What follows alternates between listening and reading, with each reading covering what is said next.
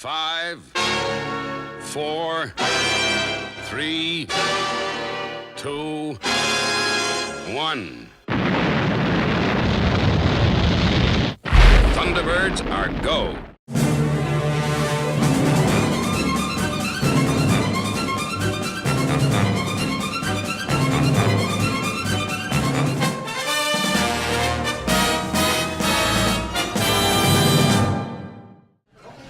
Welcome back.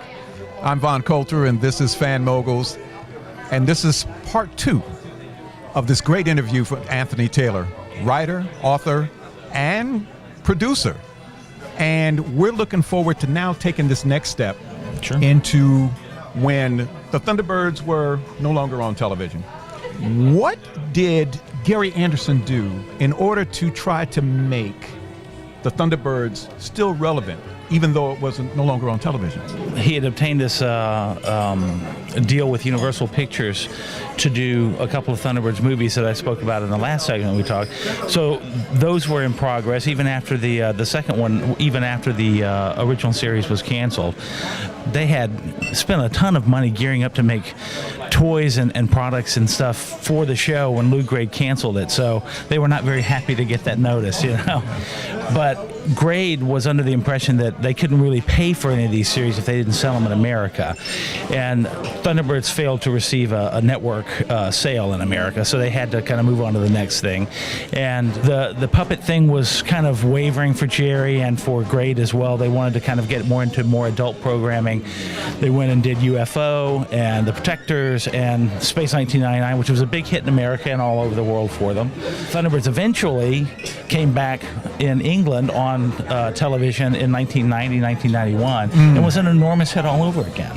I was talking with Stephen LaRiviere, as I think you were earlier today, and he's far younger than you and I. Very talented guy, but far younger than you and I. Right. And in his lifetime, he was 5 years old when Thunderbirds came back on network television in Britain. The Tracy Island playset was Toy of the Year twice in his lifetime. Wow. So in the 1990 revival, and then about 10 years later again. It's something that has always kept its appeal. It's something that whenever it seems to be run again, creates a whole new audience. And it spawned, of course, the 2004 live-action movie, and now the Pukeco Pictures What a Workshop Thunderbirds Are Go series. I find it interesting that you had Anderson try to keep things relevant with other shows using puppets and the miniatures and things of this nature. Do you think it was the audience itself didn't grasp that and kind of resistant for connecting with those programs? I think they connected less with the programs on a couple of levels. Thunderbirds is about a family that expends all their resources to help others without any sort of interest in a reward for doing that. The shows that came after that, Captain Scarlet was about defending Earth against an alien invasion, which was a paramilitary society and didn't have that family connection, that kind of nuclear core. Joe 90 had a little bit of it with Joe and his adopted father, but it was also kind of a paramilitary thing. On to UFO, again, paramilitary defends the Earth from alien invaders. It's just they never understood, I think, at the time, what they had put together until far, far further down the road. There's something just about every Jerry Anderson project, and to me, it's always been about the theme music. He's fallen!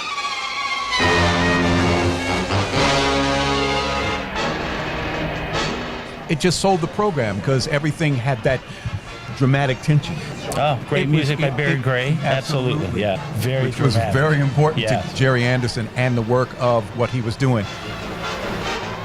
And you know, Space 1999 was the split. The American ITC office did not want the Barry Gray music for the second. They wanted more pop music stuff. So they got Derek Wadsworth to do the series for the second series, and it just doesn't hold up. It was faddish. Barry's music was integral to the success of those shows. I totally agree with that. Yeah, I thought so too. And to this day, I think that he kind of brought it back. Yep. In the 90s. Right. And then along came where there was some criticism about the live action version. I think there were some really good things about it. I liked Lady Penelope and Parker in it, and of course, if you go and look at that new little research, you'll find out that those characters were written by Richard Curtis, who created Blackadder and did Love Actually, and is kind of the backbone of Working Title's really successful slate of films. So he's a really upper echelon writer that focused on those characters, and they really shine because of it. That's what I miss about some of the programs out today. And back then, in the 60s and in the 70s, the writers weren't afraid to give you an adult point of view. They didn't talk down to That's true. the children. Absolutely. They give it to it like it happened. Later on, we're going to come back, and then we're going to talk about the reboot. This man has got his hand on the pulse beat of the Thunderbirds. We're going to keep talking with him, and we're going to ask you to come back. This is Anthony Taylor. I'm Von Coulter, and thank you for joining us here at Fan Moguls.